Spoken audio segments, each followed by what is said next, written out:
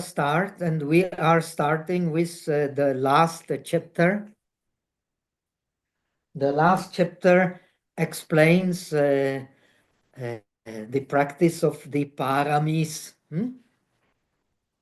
And we should know, studying the non-dualistic approach to Buddhism, that actually studying Buddhism means studying the paramis.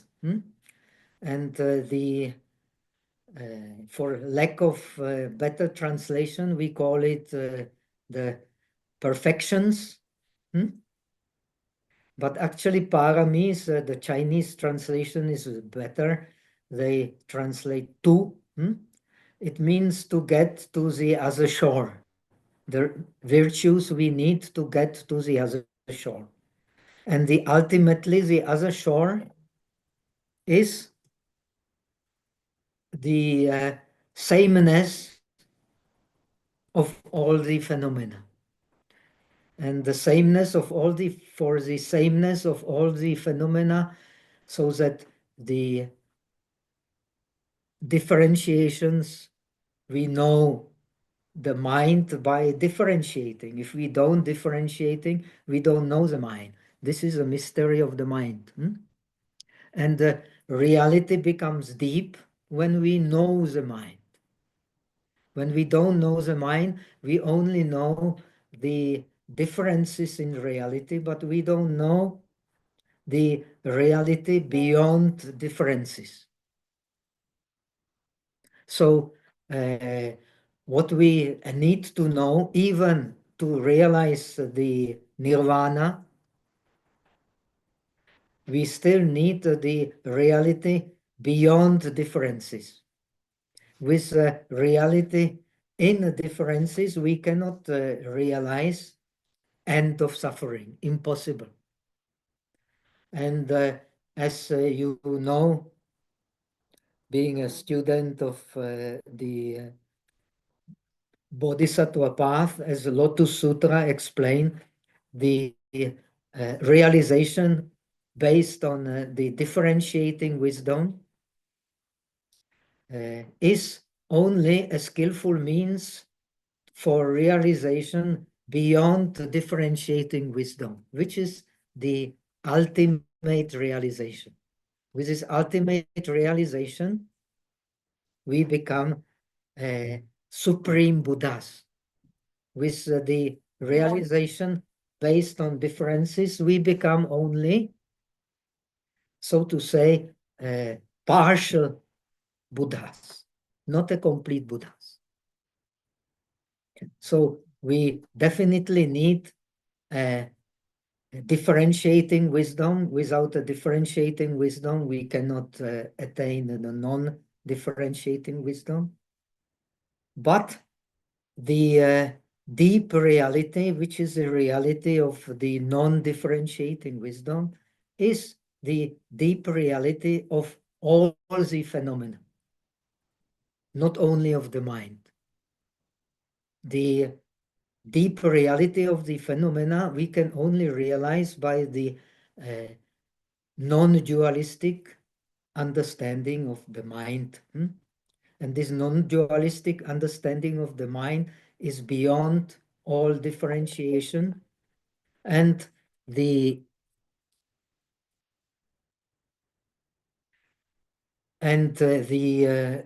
differentiating wisdom is only the skillful means to get beyond differentiation. This is very important. Without a skillful means, we cannot realize end of suffering.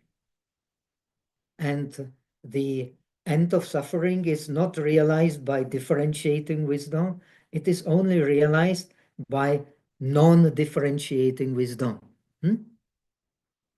Now, the realization of the non-differentiation wisdom is based on the pragya paramita, on the perfection of wisdom, because it is the non-dualistic wisdom, the ultimate wisdom, which brings us ultimately to the state beyond differentiation. And this state beyond differentiation in the tradition of the bodhisattvas, it is the state of ultimate purity.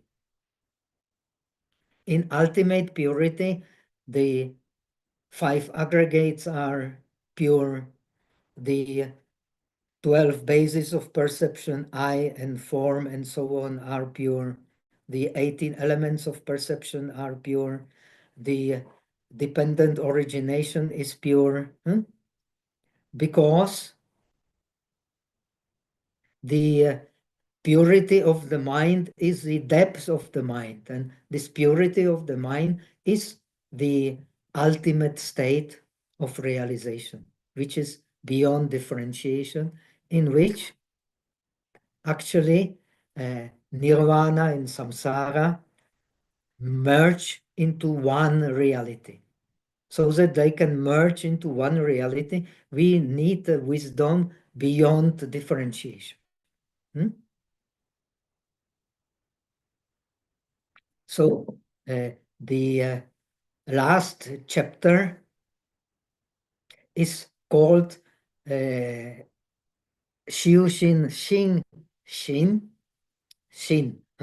Three Shin, unless we use the correct pronunciation, is very difficult to differentiate. Shiushin means the practice. First, in order to understand Buddhism, first we have to know Gochara of yoga. That means the objects of yoga. Then we can know the practice of yoga, and then we can know the result of yoga. This is what the uh, Yogachara Bhumi Shastra, Sandhi Nirmochana Sutra, the Buddhist non-dualistic tradition, especially based on Yogachara, always emphasizes. Now, the Yoga Gochara is based on the understanding of the objects of wisdom. This is same in Theravada, same in Mahayana, same in Tantrayana. Only the skillful means are different. So the objects of wisdom in Theravada are the five aggregates and so on. They represent the correct differentiation. When we have the correct differentiation, we can practice differentiation based on wisdom, but differentiating wisdom. The pragya or panya in Pali is explained as differentiating wisdom. In Sanskrit, they have a word for this differentiating wisdom, mati. Mati is differentiating wisdom, and pragya is explained in Theravada as a differentiating wisdom. This differentiating wisdom is a process which starts with perception, continues with differentiating mind, which is called vijnana. When we use correctly the differentiating mind, we can get pragya, which means a perfect differentiation, which leads to liberation. Now, we are discussing the practice of the bodhisattvas based on the perfection of wisdom.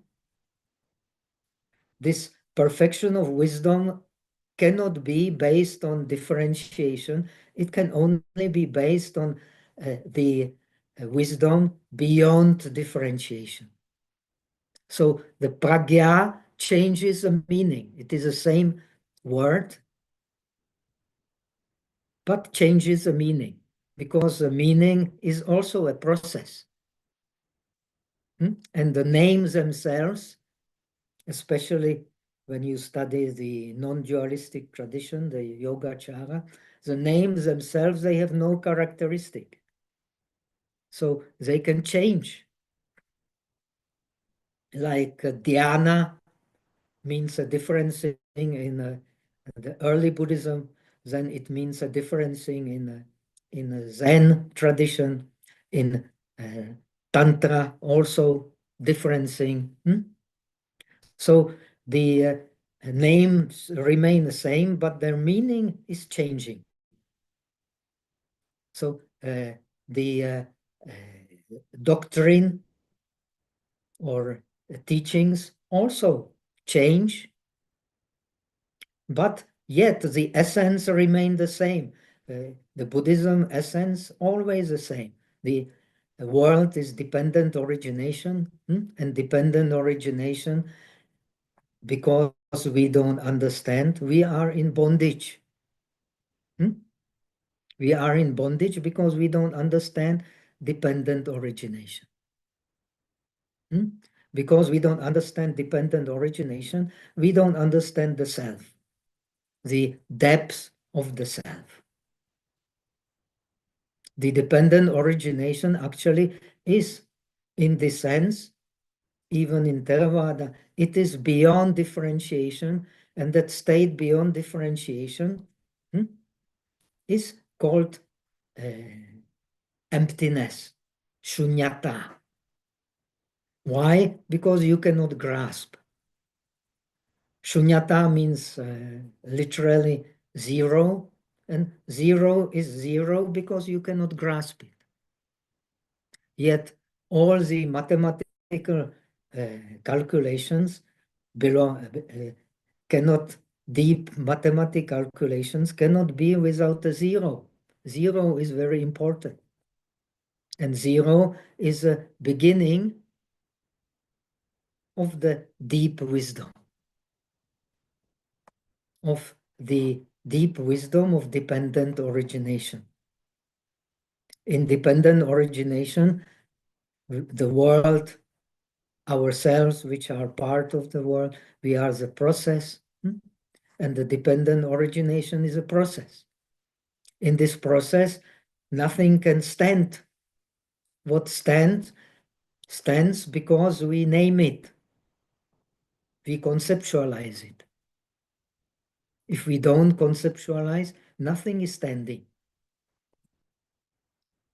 because nothing is standing in the deep mind. Nothing is standing in the perfection of wisdom. Now, this perfection of wisdom is very difficult to realize.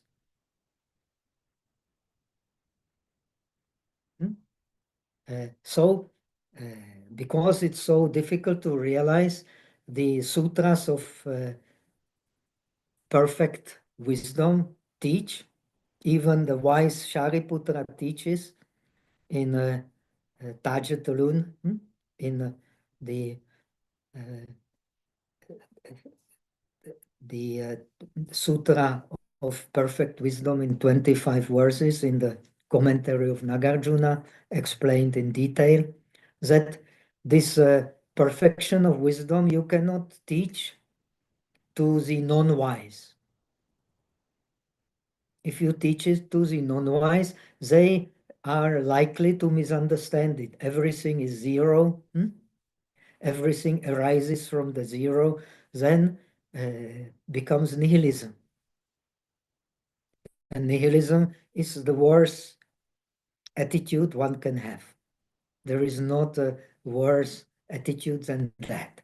All the criminals, in a way, they are nihilist because they don't believe in the consequences of action.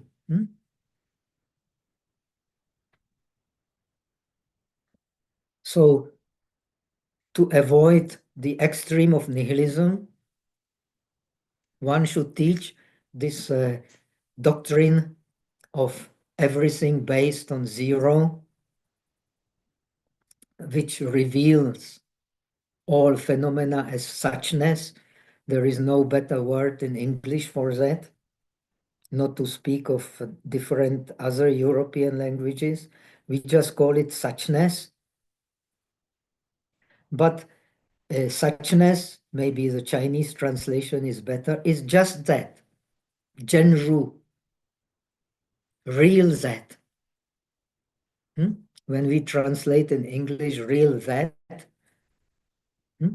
that is rather intriguing. But it is the best translation we can have, the real that. Everything is that exists is real that. That is the true reality. Real that.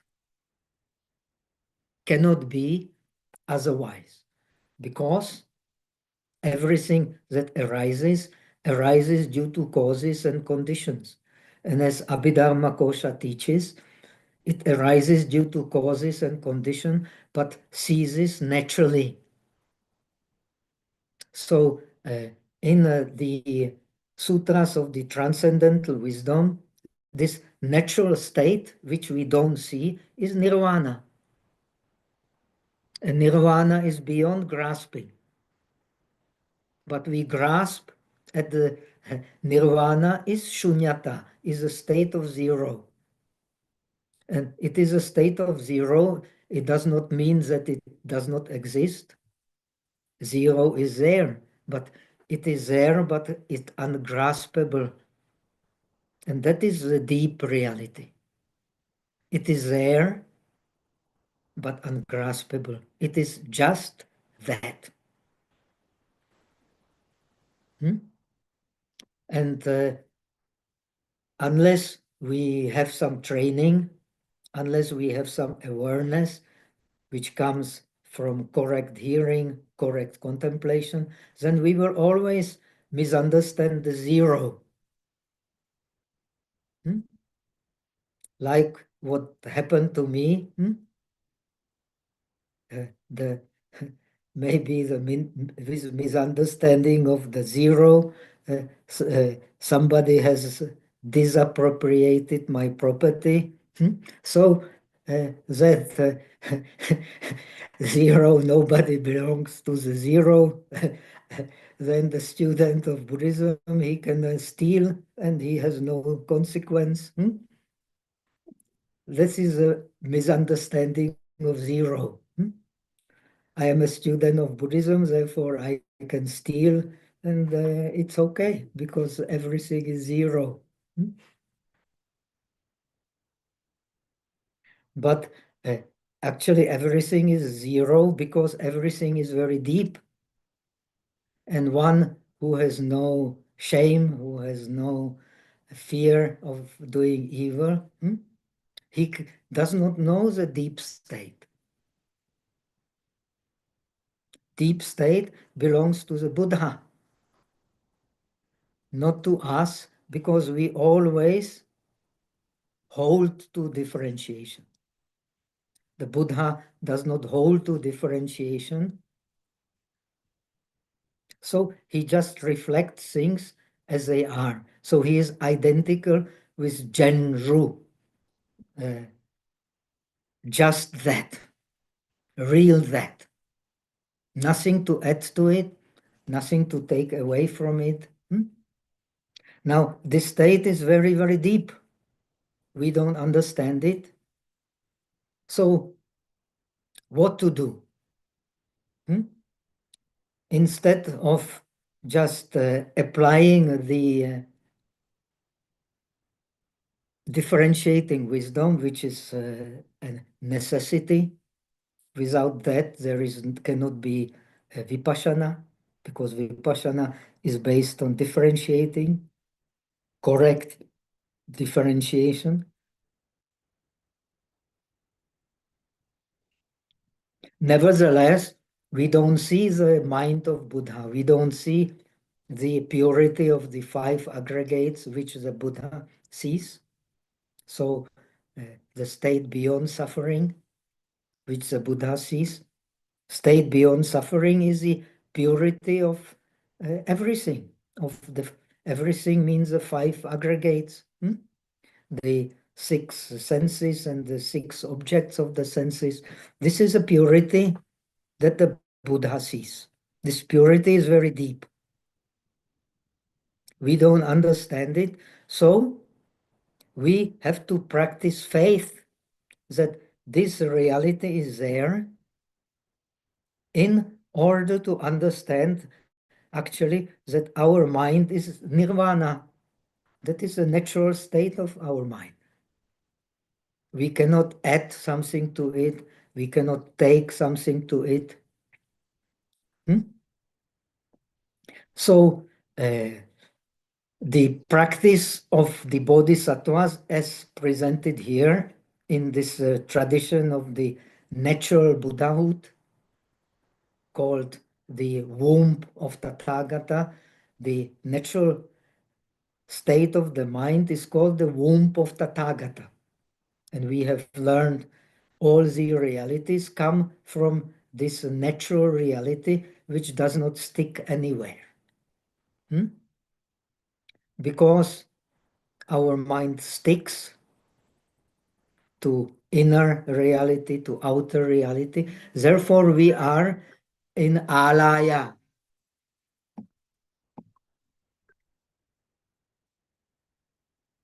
We are in alaya, and because we are in alaya, so our mind sticks to the senses and sticks to the object of the senses.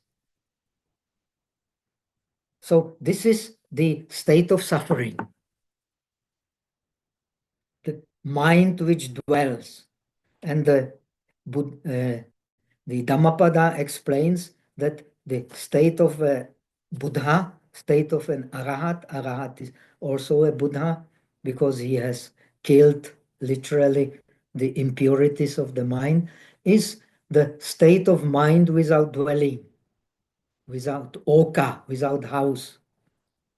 Our mind has house because we stick to the senses and we stick to what we experience through the senses. Hmm?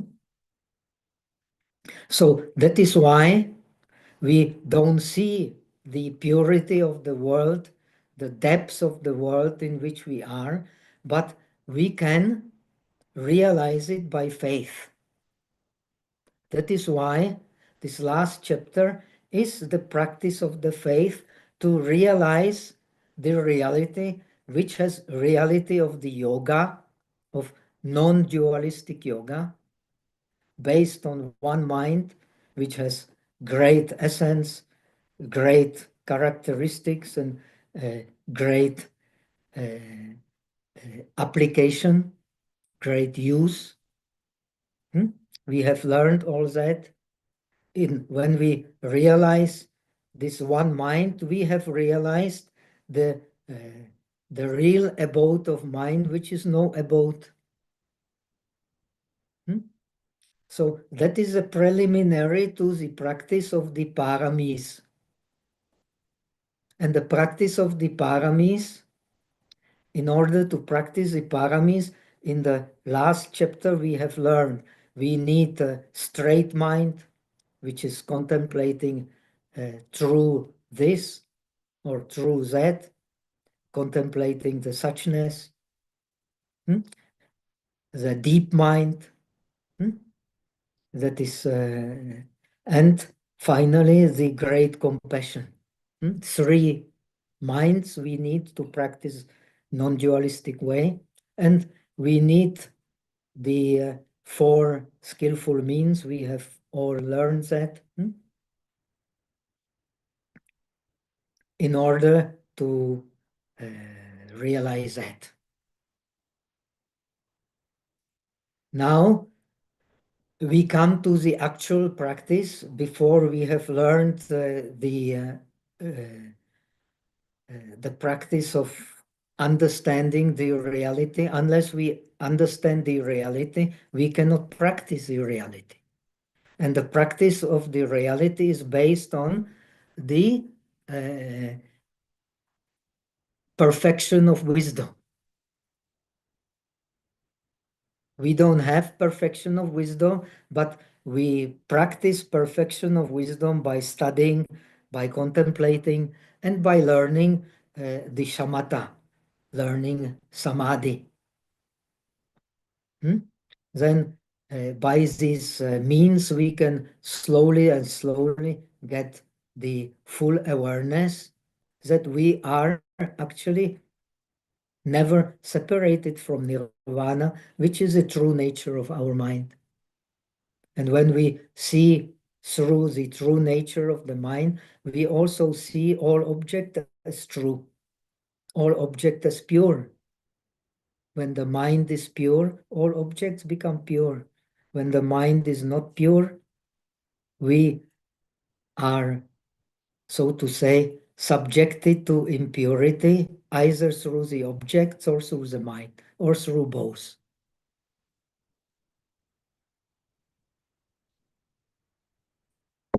Now, the text says, what means, the question is, Heteng Shin Shin.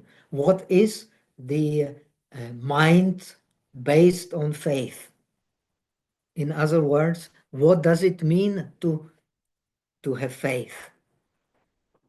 And next question, two question,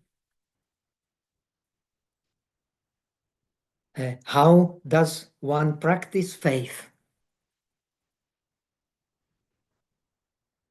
And he answers, the faith has four aspects. Hmm? 信心有四种. There are two kinds or four kinds of faith. Four kinds of faith. They are just to get some idea. Huh? It does not mean that there are only four kinds of faith, but it means in order to understand faith, we can understand it best by understanding four most important object of faith. So the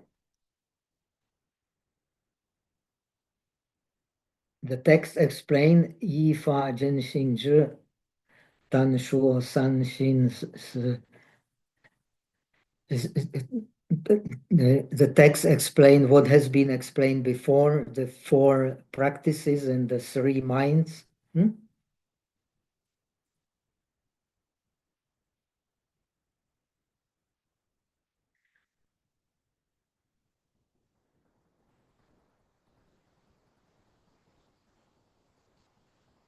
Uh, now, for us who have not yet definitive faith, the text recommends the uh, four kinds of faith and five kinds of practices in order to accomplish faith. In the practice of the bodhisattvas, this first part of the practice, accomplishing the faith, is the most difficult one. For the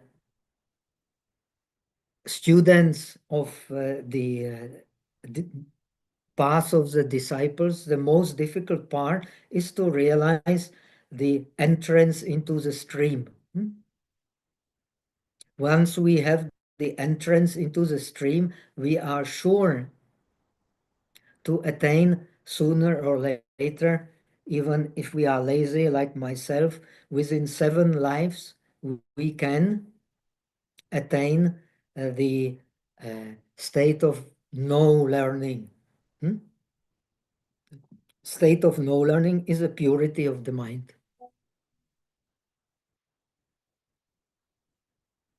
So here we start with the purity of the mind. We have started with the purity of the mind.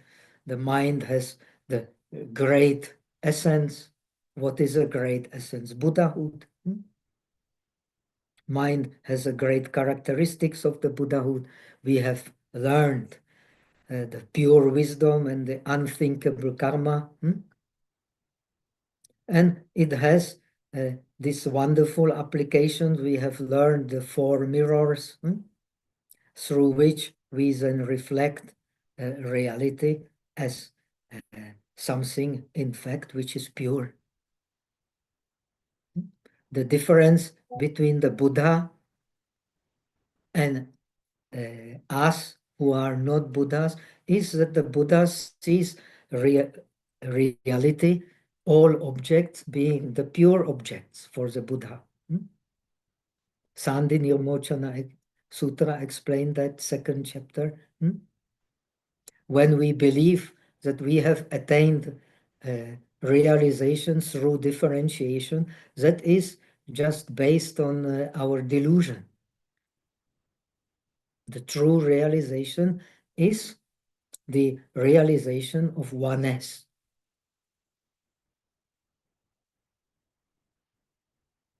And oneness is beyond differentiation. That doesn't mean that oneness, there are no differentiation, but there is no conflict between the mind which is beyond differentiation and the mind which is differentiated. We have conflict between the mind which is beyond differentiation and mind which is differentiating because we have no perfections.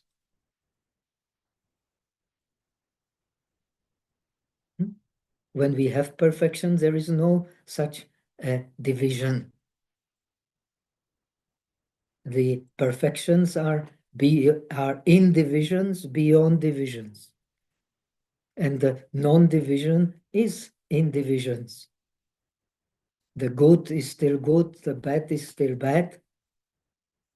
But this is not, it is not myself. It does not belong to me.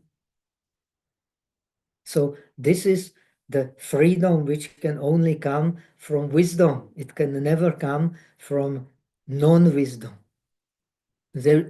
Freedom coming from non-wisdom is no freedom at all.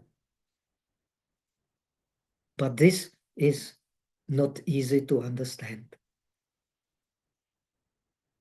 So the one who has not yet attained this most important stage of the path, that is a realization of the wisdom, which determines his future in a better states of existence. The one who has not yet attained, so he can still fall into lower states of happiness, lower states of existence, based on suffering. Human suffering is nothing compared to animal suffering, suffering of denizens of hell, suffering of hungry spirits, and so on. When we have not realized the phase, when we have not realized the dependent origination, which is the true state of existence, when we have realized it, we detach from existence. When we detach from existence, we exist, but without a deep ability, deep what do you call it? The deep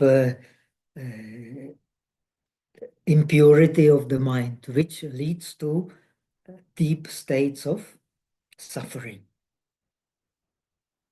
It is a deep impurity of mind which leads to the deep states of suffering when we don't have much identification with our greed and with our anger and with our ignorance, then we are, so we have a lighter existence.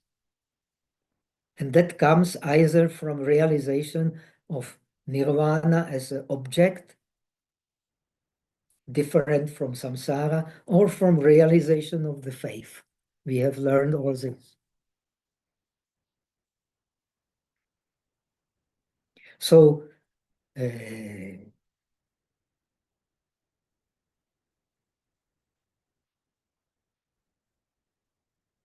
so in order to realize the faith, so this text speaks of four kinds, uh, the four kinds of mind and five practices. Hmm?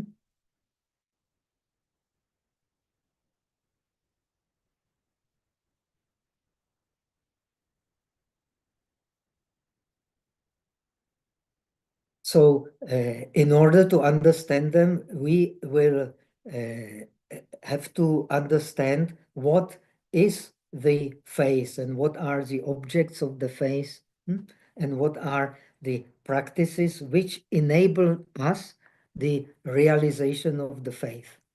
When we have attained the realization of the faith, we are sure to be able to avoid deep states of suffering. So these are the 10 practices of the faith, and we have learned before these 10 practices of the faith, they actually include all the most important virtues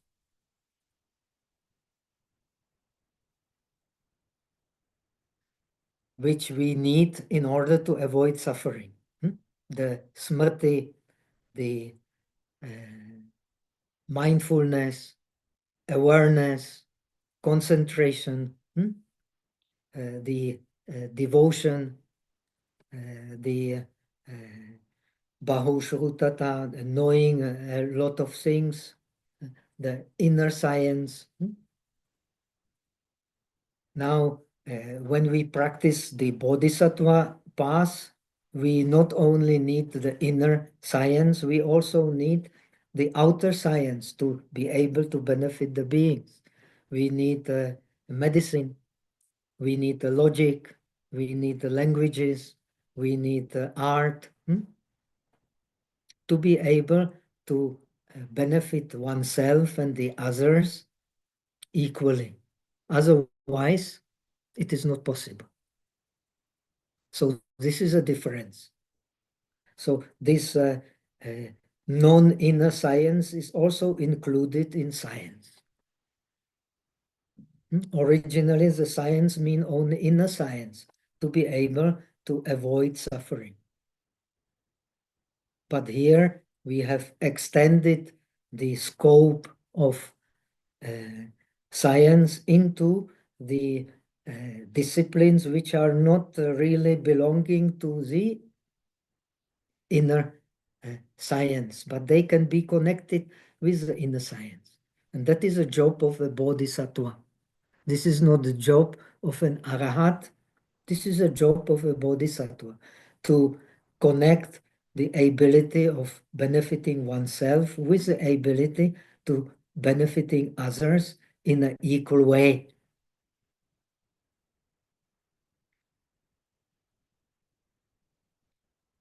So, what are the four objects we have to develop? The clear understanding, understanding from hearing, understanding from contemplation, and also understanding for understanding in deep concentration. The first is Shin Ken Pen, which means the trust or belief in the root. Kenpen means a root. What is the root of a joy for one who practices non-dualistic meditation? It is the suchness. It is the faith in just that being the true reality. This just that is the deep reality. It is a pure reality. It is the reality of the perfection of wisdom. Perfection of wisdom is deep because the five aggregates, which are the object of our experience in the world, are deep. Are deep means they are, in fact, not different from nirvana. Being not different from nirvana means being pure.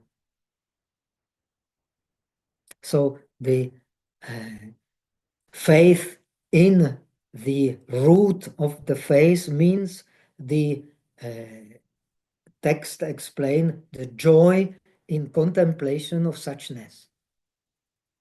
Joy in contemplation of the object of non-dualistic realization, which is in differentiation, but beyond differentiation. Beyond differentiation, in differentiation. And understanding that, we have to have the right mindfulness. Practice of suchness is a practice of right mindfulness. That means not only right mindfulness of the body, of the sensation, of the mind, and of the objects of the mind based on correct differentiation, but the right mindfulness of the object of suchness, which is beyond duality. The right mindfulness of one mind. There are not two minds, three minds, four minds. Many minds are just skillful means to lead us to the one mind, which has, as we have learned, the great essence, great characteristics, and great functions. They allow us to go beyond suffering. So, if we realize this confidence that our true essence of our mind is nirvana, we will realize the continuity of the joy, and namely, the realization of the bodhisattva is the realization of the continuity of the joy. When we realize the faith, we are sure to realize the continuity of the joy, which is a true realization of the bodhisattva. The first stage of bodhisattva is called pramudita, joyful. Joyful not in the sense that joy comes and goes, but a joyful in the sense that the only true joy is a mind, and this joy in the mind is everlasting, because it is the true nature of the enlightened mind. So the practice of the paramis is the preparation for this continuity of the joy, which is then becomes higher and higher, deeper and deeper, as we go from the lower stages of realization to the higher stages of realization. The higher stages of realization, from the eighth stage, the mind becomes unmovable, beyond objects. So mind which is unmovable, beyond objects, is never victim to manipulation through objects, but it manipulates the object itself, because the objects are inseparable from the mind, and their source is not outside but inside. This we can only realize by practicing the perfection of dhyana. And the perfection of dhyana is based on all the other perfections, as we will learn. In fact, Just like the practice of the three learnings, we separate discipline from concentration and wisdom in order to realize them as being one. So finally, all the paramis also, they become one. That's why, according to the Jataka stories, the Buddha, when he has realized the perfection of giving, he has realized the Buddhahood. Because all the other perfections are in one perfection, and one perfection is all the perfections. But this one can only realize step by step. Why is that so? Namely, because the true reality of the mind is suchness, and the virtues belong to the suchness, as the Diamond Sutra teaches. They don't belong really to the differentiating mind. That's why the sutras of the transcendental wisdom teach that everything, all the good practices belong to pragya paramita, belong to the perfection of wisdom. But we don't see it because we don't see the deep nature of reality, the purity of reality. We can get some temporary intuition, kaiwu, satori, but it will not last. Only when we have realized the bodhisattva stage, it will last. When we realize the faith, then it will also last despite its coming and going. It will last in the sense that with the practice of faith, as we have explained, is connected the practice of correct mindfulness, and correct mindfulness is, when we have realized the faith, is a correct mindfulness of the nirvanic nature of the mind, which is the root of all the reality. So that is why this joy in contemplating the suchness, in contemplating just that, and the mindfulness of the suchness, mindfulness that the true mind is just reflecting just that, without identification, brings us to the realization of the faith. Provided we have practiced the other three types of faith, as a Buddhist in general, faith in the Buddha, and the virtues of the Buddhas are explained here in a different way. The virtues of the Buddha means that the Buddha actually is the nature of our mind, and this nature of our mind, true nature of our mind, is the mother of all the virtues.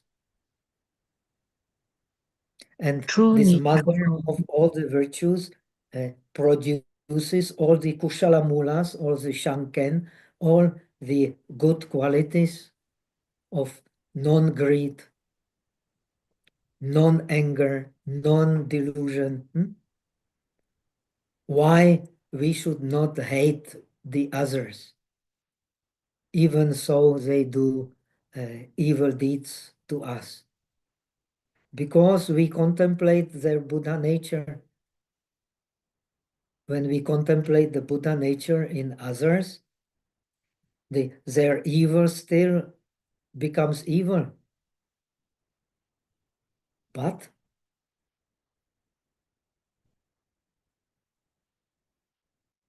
it is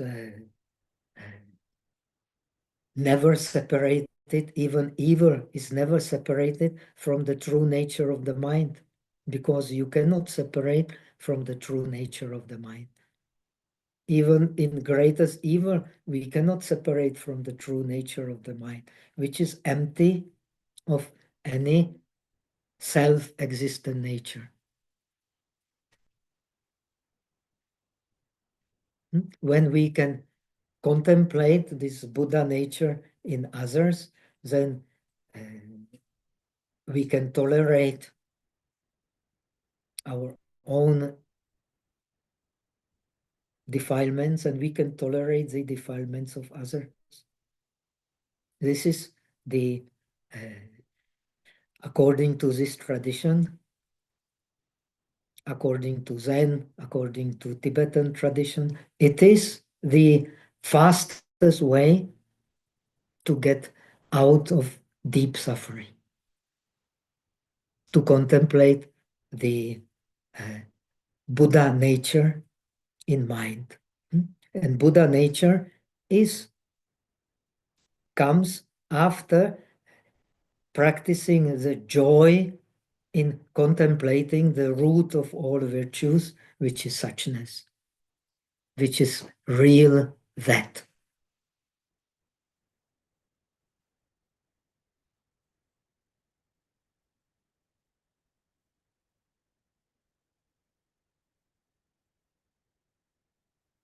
So it is the Buddha nature in us which reveals all virtues. And when all virtues are revealed to us, when the purity of our mind and of the world is revealed to us, we are open to sarva akara, sarva gyata. That means to omniscience in all aspects. According to the Mahayana tradition, the Arahat also has omniscience because he has pure mind, but he has not omniscience in regard to all akara, in all forms of the mind, because the mind in the world, it takes the form of the images through which the world is interpreted to us. They are called nimitta, xiang. We see the world through the images of the world we see in the mind.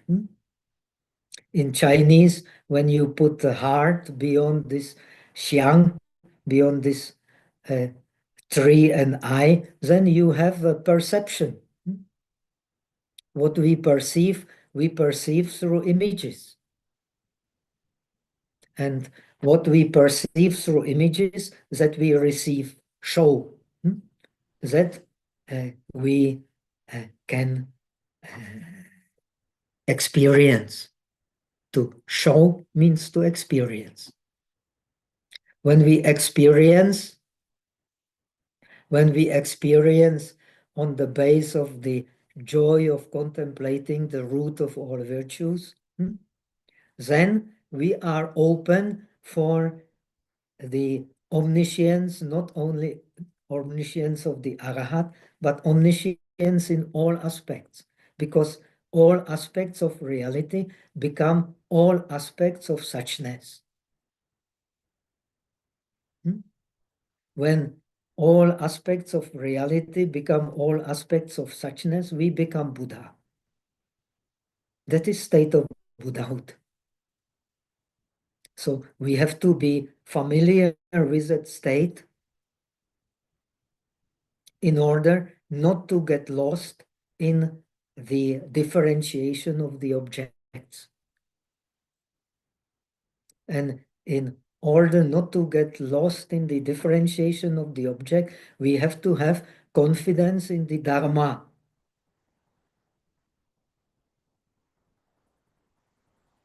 So the Dharma virtues, they are in this tradition, connected with one mind. The we can only practice the perfections when we understand the one mind.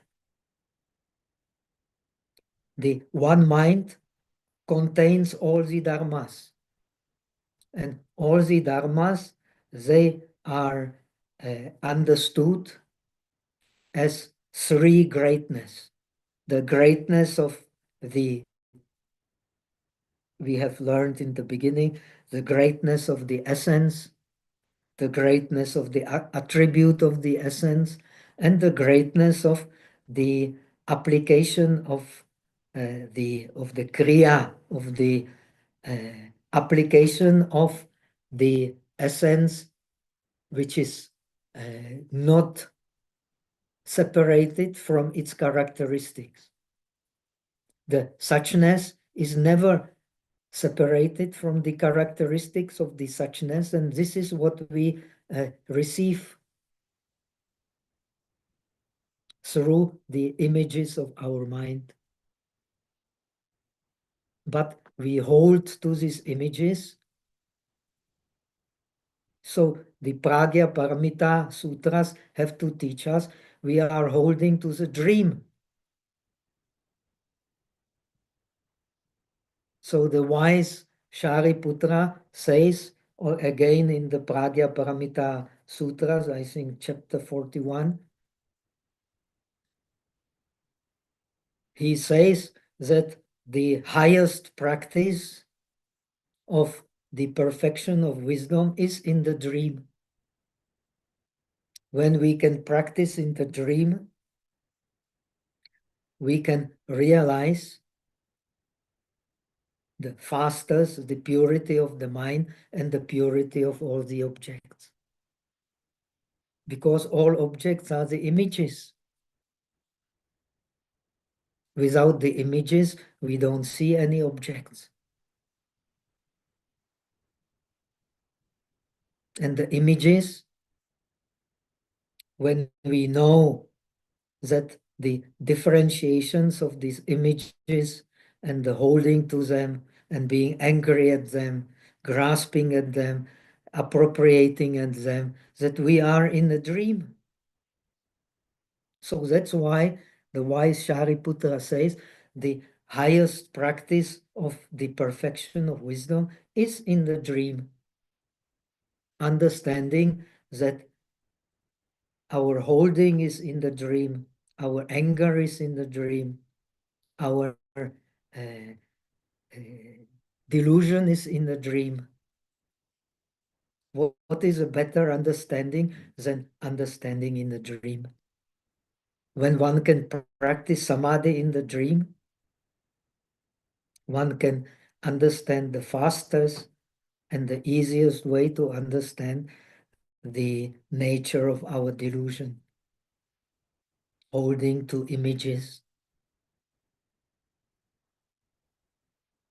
which hide the true nature of reality. According to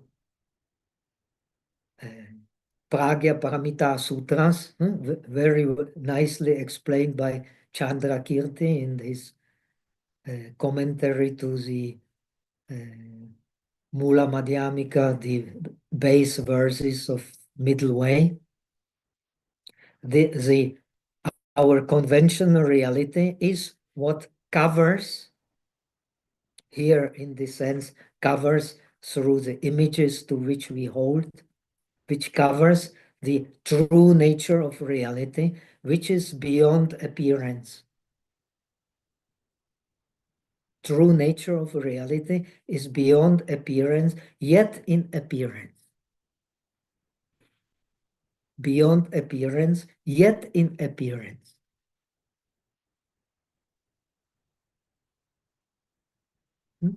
Why? Because reality is one.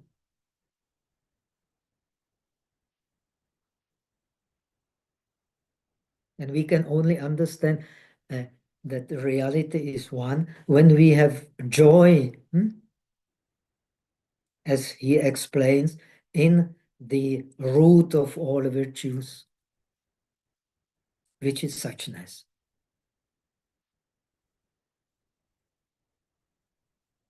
So finally, the text explained the practice of the faith in the Sangha. And Sangha here means, as explained in the beginning of the treatise, it's not the Sangha only of the bhikshus, but it's the Sangha of all practicing the true path. The true path is for the abandoning of suffering.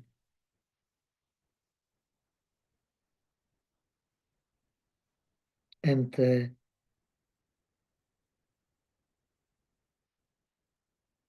so the for the bodhisattva, the true path for abandoning of suffering is, as we have explained, the path of benefiting oneself and others without differentiation. And that is only possible by understanding the faith and joy in the root of all virtues, which is this uh, just that.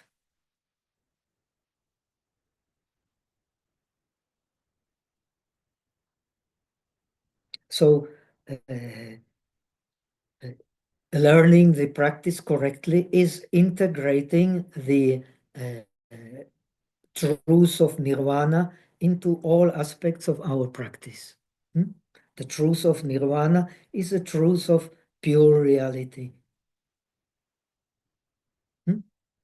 All objects are pure when the wisdom is pure. All objects are impure when the wisdom is impure.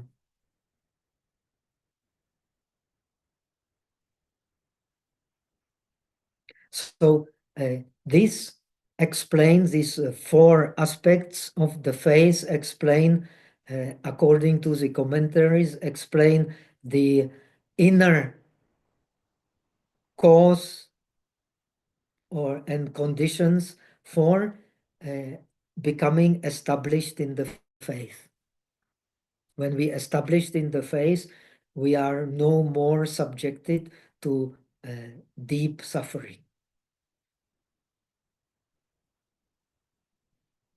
So without this, for a Buddhist, without these four aspects of inner faith accomplished, we cannot accomplish the true practice of the perfections, because they are based on these four aspects of developing the inner faith. The inner face. First, we have to develop the inner face that the true nature of our mind is Buddhahood in order to see the Buddhahood in others. Unless we realize the purity of our own mind, we have no access to contemplating the purity of the other mind. And this is precisely the skillful means for accomplishing non-dualistic wisdom. We contemplate ourselves and others, contemplate our own mind and others as being one reality. And this one reality has only, as we have learned, the great essence, great characteristics, and great functions. And they impenetrate, as Avatamsaka Sutra, Huayan Jing explains, without any obstacles. The principle of suchness is never separated from all the phenomena of our perception. They intermingle without any obstacle. And when we attain this perfection, then also for us, the world becomes pure and intermingles without any obstacles. The phenomena themselves intermingle without any obstacles when we have attained the perfection of wisdom. Why? Because all this is just a dream.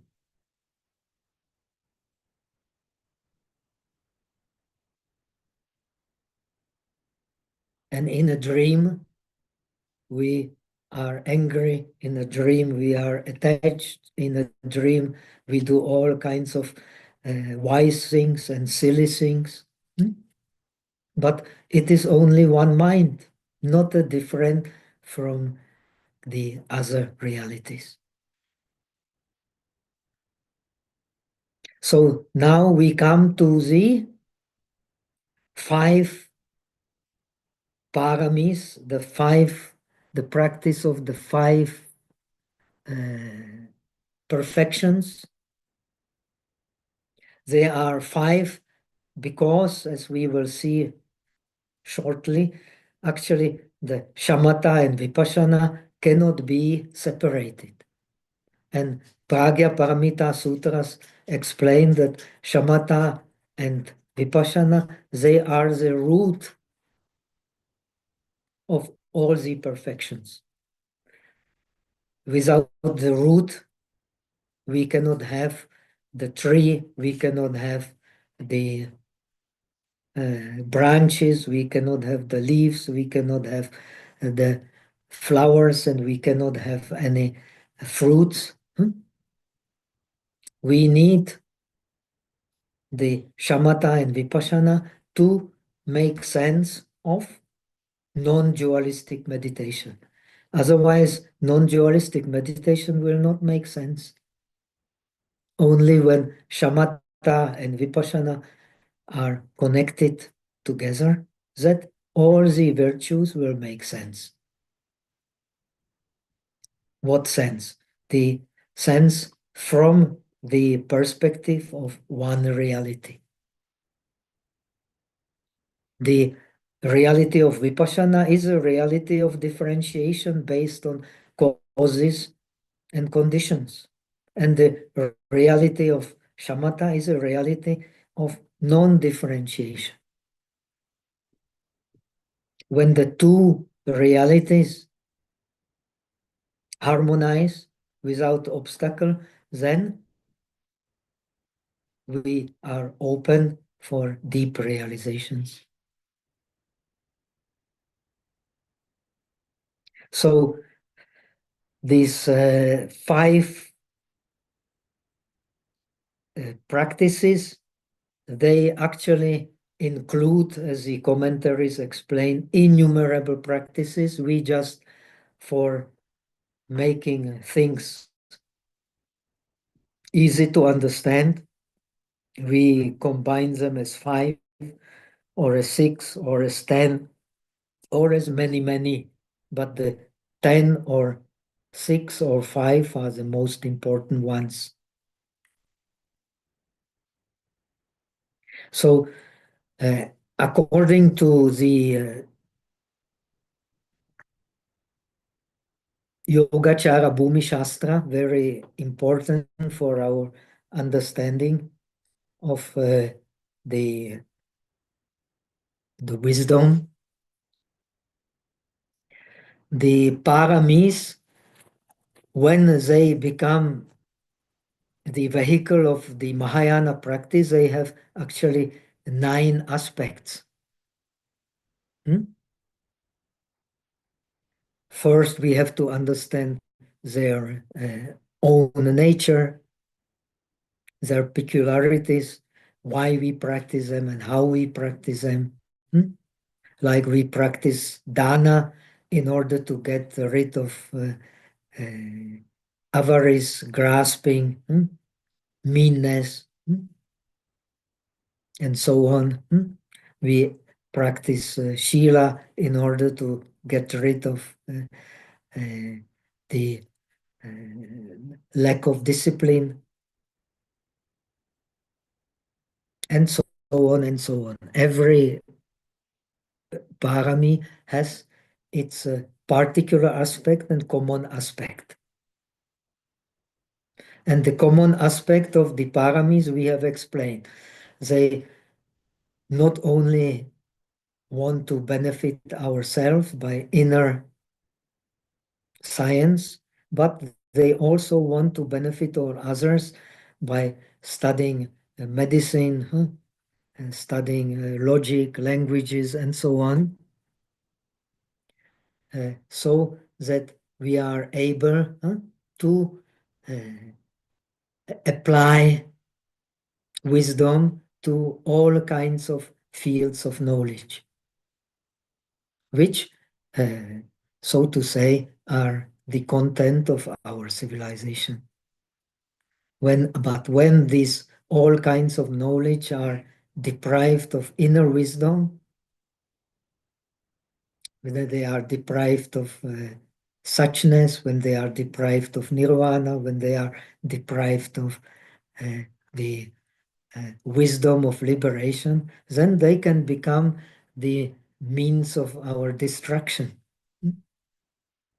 That's why the inner science has to be applied through the outer science. And this is Mahayana.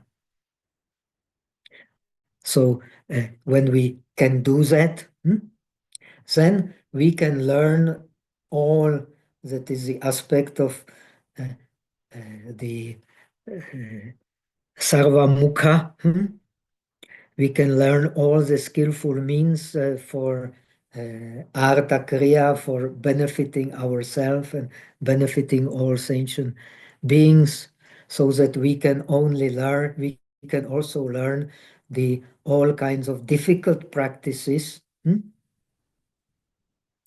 like giving up even what is the most dear to us, and not getting angry even when we are harmed uh, very significantly. So these are the difficult practices which can only be accomplished through the paramis, based on just that, based on non-dualistic approach. And they apply this Sarvamukha, all disciplines apply to the practices of the Shravaka, to the practices of the Bodhisattvas, to the wisdom from hearing, to the wisdom from contemplation, to the wisdom from meditation. They apply to all. Because we are trying to find the harmony between what benefits us and what benefits the others without any conflicting difficulties, obstacles. So this only then we will bring the uh, perfection of true reality to its true function,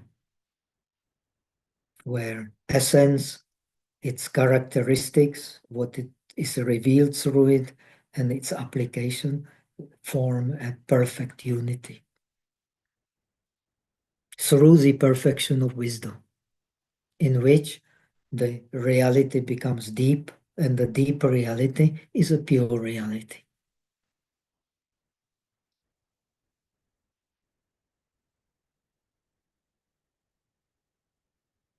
So then it is sarva akara. The implication of the bodhisattva practice is that he gets true understanding of the images, how they appear to different classes of the beings, what kind of good deeds one need to practice to convert all kinds of different beings through worldly wisdom and through supermundane wisdom, and so on. So this is all different aspects of wisdom we need to be able to accomplish the perfections through the uh, perfection of wisdom. Then, Suichu, the derived virtues, which means through the derived virtues, we can have no obstacle in understanding the phenomena, the dharmas, in understanding the meaning of the dharmas, in understanding the names of the different phenomena of the dharmas without any obstacles, and through understanding the different categories of names and of the phenomena in order to bring harmony between them, and so on, which we can apply to inner science as well as to outer science like medicine, art, and so on.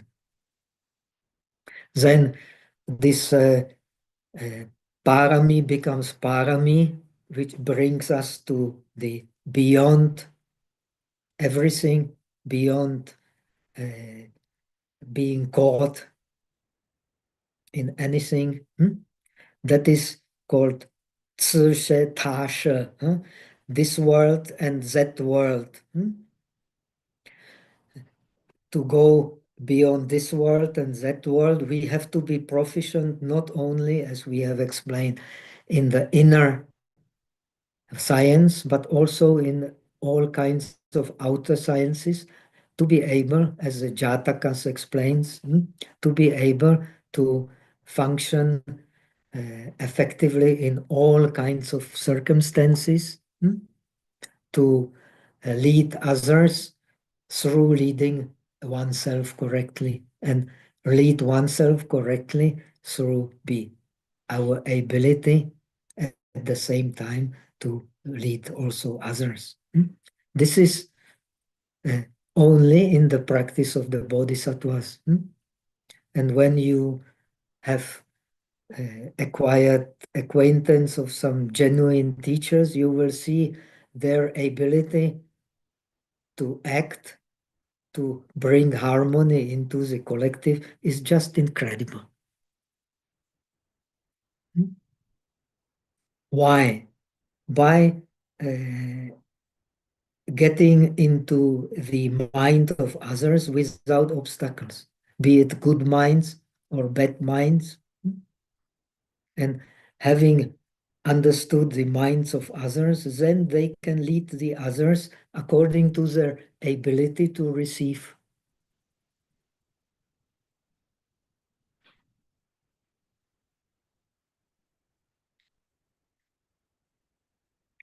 Now, the last aspect of these paramis is a purity, and what enables the purity.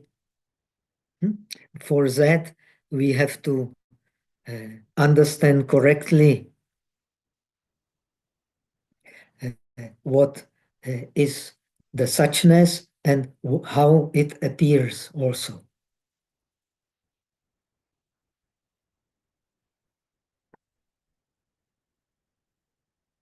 So, Zhu Sui, Yi Sui, that the objects in the sense of just that, and the objects as they appear. We have to know the both sides, not just objects, just this, but also the object as they appear to beings, because the just this and the object that appear to the beings, they are not two different realities. They are interrelated. The mind as suchness and the mind of differentiation, they are always interrelated realities. They are not, nirvana exists only in relation to samsara, and samsara exists only in relation to nirvana. Knowing that is the condition for understanding the perfection of wisdom. The good exists only in relation to the bad. Existence exists only in relation to non-existence. Zero exists only in relation to one to three. Otherwise, zero has no meaning, and one, two, three also has no meaning. Existence has no meaning without a non-existence. But the reality is beyond existence and non-existence. And that reality is just that. So with this understanding, we come to the actual understanding of the practice of the paramis, starting with the dana parami. Dana parami, the perfection of giving. The perfection of giving is based on uh, as uh, is based on the will not to grasp, but will to give away, not to appropriate, but to give. We want to appropriate because we don't understand the true self. So in order to practice the true dana parami, we have to know ourselves. And only when we know ourselves, we can know the other. So this is a kind of a paradox. That's why, like the Bodhicharya Avatara, the introduction into the enlightened practice, very important book in the Mahayana tradition of Shantideva. Shantideva says that the perfection of giving contains all the other perfections. That's why the true state of Buddha he calls parityaga. Tyaga means giving, not taking, but giving, abandoning literally.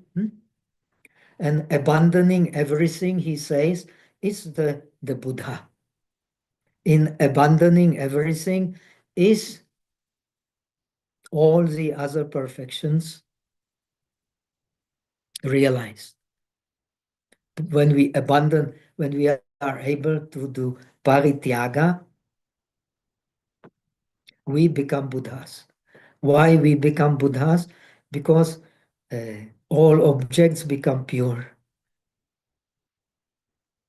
When all objects become pure, as we have explained, the reality becomes deep. And the reality of Buddha, precisely as even Theravada explains, in Kema Sutta, I think, that nobody can understand the reality of the Buddhas unless we become Buddhas ourselves. But in this tradition, it is the very nature of our mind. That is the nature of our mind, but we, because of being deprived of our nature through ignorance, we are subjected to suffering. So this is a very positive approach rather than investigating ignorance, investigating the wisdom of the nature of the mind. And the nature of the mind is manifested not through taking, but through giving. When we like more giving than taking, we become happy. And to be happy in this tradition, we have to understand our true nature. When we understand our true nature, we can not leave happiness even in difficulties. So that much for today. We will continue. What is the date today? Where is Monica? It's, I think, April. 19th. It is a retreat, no? Today, 18 or 19? 19. Today is 19. 19th It of is April. the retreat, Hey, bude retreat. and after that, another. Bude Zaježova retreat. 10. So when it is a retreat here, we can still continue, no problem. Zaježova. No, here, when the others are here. Okay, so let us do, there will be a retreat, so there will be a lot of participants maybe, but it can only benefit them, because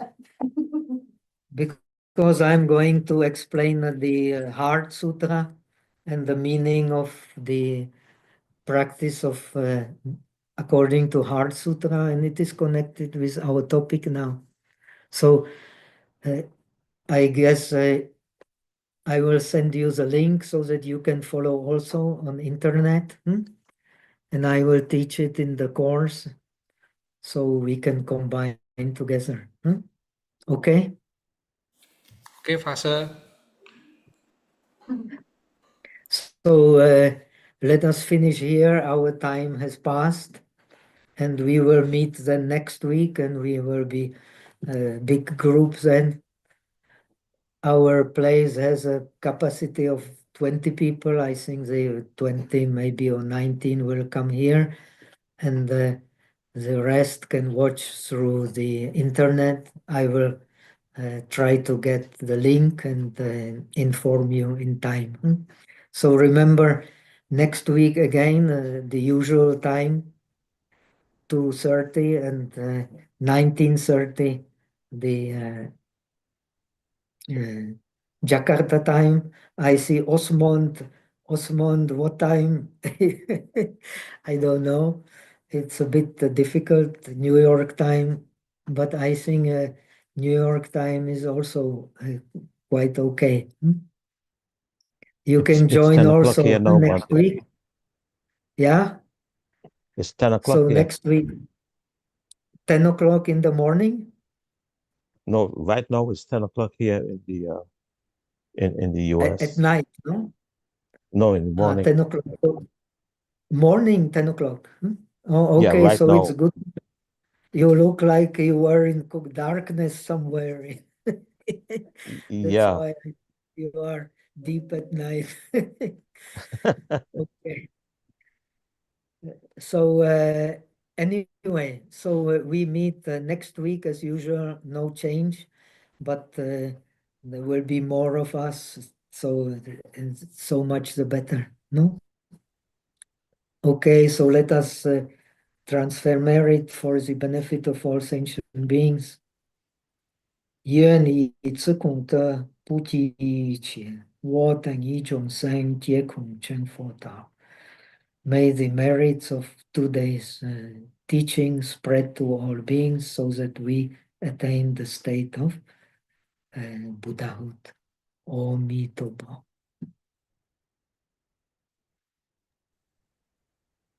Yeah, thank you, Mante. Thank you, Pastor. Thank you, Pastor. Okay, take care. Have a nice